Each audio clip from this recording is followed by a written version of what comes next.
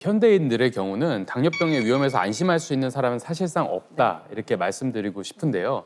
특히 이제 최근에 혈당은 정상이지만 숨은 당뇨병이라고 불리는 혈당 스파이크에 대한 위험이 굉장히 높습니다. 그 당뇨병이 없는 사람들도 사실 경험할 수 있는 문제거든요. 그러니까요. 지금부터 제가 그래프를 하나 보여드릴 건데 제작진 중에 한 분의 혈당을 측정한 그래프입니다. 한번 보시죠. 누구 그래? 어머 이거. 어머. 300이면 너무 높은 거 아니에요? 이거 완전히 올라가네요.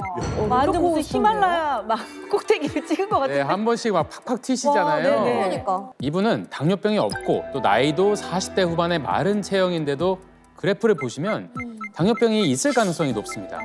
피 검사를 통해서 당화혈 색소를 검사를 해봐야 될 것 같고요. 당뇨병이 있는지 알아볼 그럴 필요가 있어 보입니다. 하루에도 몇 번씩 그 당 피크를 치는 그런 경향이 있기 때문에 당뇨병이 생길 가능성이 좀 있어 보입니다. 혈당 스파이크는요, 말 그대로 혈당 급상승, 또 식후에 혈당이 급격하게 올라갔다가 떨어지는 그런 증상을 말하는데요. 근데 이때 우리의 몸은요, 높은 혈당을 떨어뜨리기 위해서 췌장 베타세포에서 인슐린을 만들고 분비합니다. 그런데 혈당을 급격하게 올리는 음식을 매번 섭취하면 혈당 급상승과 급하강이 계속 일어나고 이런 현상이 반복되면 췌장 베타세포가 과부하가 걸리면서 췌장 기능이 저하가 됩니다. 췌장이 재기능을 하지 못하면 결국 혈액 속에 당분이 쌓이면서 당뇨병으로 발전하게 됩니다. 요즘 젊은 층에서도 당뇨병 유병률이 높아지고 있는 만큼 당뇨병은 남녀노소 모두가 안심할 수 없는 그런 문제인 거죠. 실제로 우리나라 30세 이상 당뇨병 유병자 3명 중 1명은 자신이 당뇨병 환자인 것을 모른다는 결과가 있을 만큼 우리가 모두 경각심을 가져야 할 필요가 있습니다. 정말 이게 남일이 아니에요. 당뇨병을 예방하기 위해서 뭐 예방약이 따로 있는 것도 아닐 테고 그냥 병원부터 무조건 가봐야 하는 건지 이거 뭘 어떻게 해야 하는 건지 선생님 좀 알려주세요. 사실 이 당뇨병은 좀 무섭잖아요. 우리 합병증도 무섭고. 그런데 좀 희망이 있습니다. 뭐냐면 당뇨병은 관리가 가능한 질환입니다. 오, 잘 됐어요. 예. 다행이에요. 다들 얼굴에 이제 화색이 도는데요. 자, 당뇨병 관리의 핵심은 바로 멀리 있잖아요. 뭐냐면요.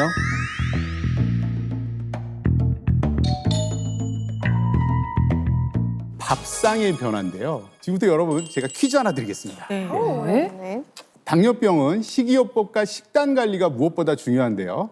혈당 변동을 최소화하기 위한 식사 시간의 규칙화 또는 혈당 스파이크를 예방하기 위해 고탄수화물 음식의 섭취 제한, 마지막으로 채소나 통곡물처럼 이것이 풍부한 음식을 섭취하면 혈당 수치를 안정화하는 데 도움이 됩니다. 그렇다면 이것은 무엇일까요? 1번 단백질, 2번 식이섬유, 3번 칼슘. 자, 혈당 수치를 안정화하는 데 도움을 주는 이것은 무엇일까요? 자, 그럼 칠판을 들어주세요. 짜잔. 2번으로 다 식이섬유라고 적어주셨어요. 네 분 다 맞거나 아니면 다 틀리신 것 같아요. 네. 정말 맞았으면 좋겠는데 선생님 다행이네요. 정답이 뭔가요? 정답은요. 2번 식이섬유 맞습니다.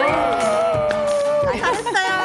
아, 너무 잘 알고 계시다. 우리 다들 좋은 학생이에요. 자, 식이섬유는요, 음식물이 장으로 흡수되는 속도를 지연을 시킵니다. 그러다 보니까 혈당이 급격히 오르는 것을 막아줘서요, 혈당 스파이크를 줄이면서 따라서 포만감도 증가시키고 혈당 관리를 돕는 아주 똑똑한 영양소라고 볼 수 있는데요. 실제로 곡물 식이섬유를 많이 섭취하면 적게 섭취한 사람에 비해 당뇨병 위험이 33% 낮아진다는 연구 결과가 있습니다. 특히 식이섬유 중에서 아라비노자일란이라고 하는 성분이 있습니다. 일반적인 식이섬유보다 더 강력한 혈당 안정에 도움이 된다고 알려져 있는데요. 실제로 아라비노자일란을 섭취한 그룹이 대조군보다 식후 혈당 상승이 유의미하게 낮았고 또 배고픔을 유발하는 호르몬인 그렐린의 수치도 감소해서 포만감을 유지하는 데 도움을 주었다고 하고요. 또 아라비노자일란 농축액이 포함된 식사 후에 배고픔이 감소하는 효과와 대사증후군 환자와 비교했을 때 급성 포도당과 인슐린 반응 또한 감소했다는 연구 결과가 있습니다. 근데 어려워요. 그렇죠? 아라비안 나이트. 아라비노 자일란이 태어나서 제가 처음 들어보는데 이게 네. 구체적으로 그러면 어떤 음식으로 얘를 받을 수가 있는 거죠? 네, 이게 아라비노자일란은요, 주로 곡물에서 발견되는 성분인데요. 자, 그 중에서 대표적인 곡물 중 하나가 바로 파로입니다. 습니다. 빠로 거예요. 이탈리아. 그렇죠. 그 파로는 지금도 이탈리아에서 되게 유명한 네. 음식이에요. 사실 파로는 그 이탈리아 토스카나 지역이 있거든요. 거기서 조금 더 춥고 조금 건조한 지역이라서 거기 자주 그 파로 나와요. 파로를 재배하는 모두 관사는 이탈리아 농림부 그 크레아의 엄격한 재배 가이드로 관리된다고 합니다.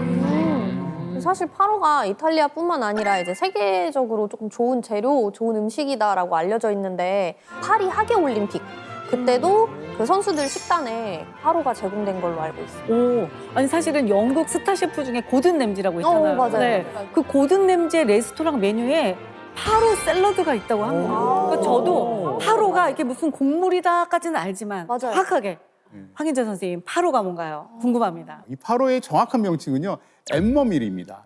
약 12,000년 전부터 재배된 고대 곡물 중 하나인데요. 우리나라 농촌진흥청에서도요. 주목해야 할 10대 곡물 중 하나로 파로를 선정하게 됐습니다. 파로에는요. 식이섬유, 비타민, 단백질 등의 영양소가 풍부하면서요. 특히 탄수화물과 담 함량이 낮아요. 그래서 일명 저당밥이라는 또 별명도 있습니다. 파로의 당 함량이요. 100g 기준으로 2.4g 정도니까요. 우리 담 함량이 낮다라고 알려진 카모트, 한 3분의 1 수준이고요. 탄수화물 또한 다른 곡물에 비해서 낮은 편이라 혈당 관리에 도움이 될 수 있습니다.